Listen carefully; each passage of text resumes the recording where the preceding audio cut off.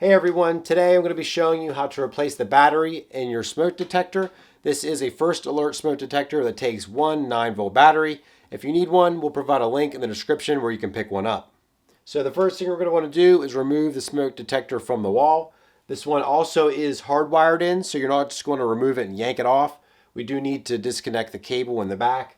And so we're going to hold the mount that's on the wall and also take hold of the smoke detector and turn it to the left. And it should come loose and you can pull it, and on the back you will see that there is a cable connected to it. It's a little hard to see by the camera here, but there is a cable right here, and if you hold on to the white head of the cable while also pulling off the smoke detector, it will come loose. And this is the cable that you are left with coming from the wall. Now that we have our smoke detector off the wall, we can swap out the battery. Now for this first alert smoke detector, the battery compartment is on the side, and if we press down this button, we can pull out the battery tray and remove the 9-volt battery.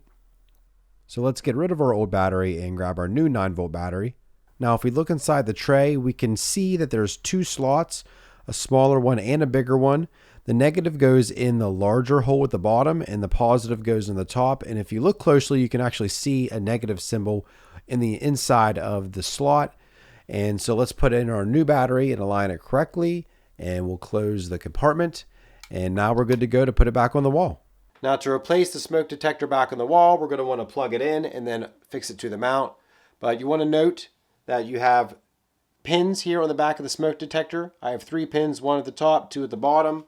And if I look at the plug that I have here coming out of the wall, I also have 1 at the top and 2 at the bottom, just to make sure your plug's orientated correctly. We'll take the smoke detector, take the plug, and then we'll press them together. And then we're going to take our smoke detector, we're going to slide it back into the housing and rotate it until it seats down in. You hear it click. And then we're going to turn it to the right until it locks into place. And it's firmly in there.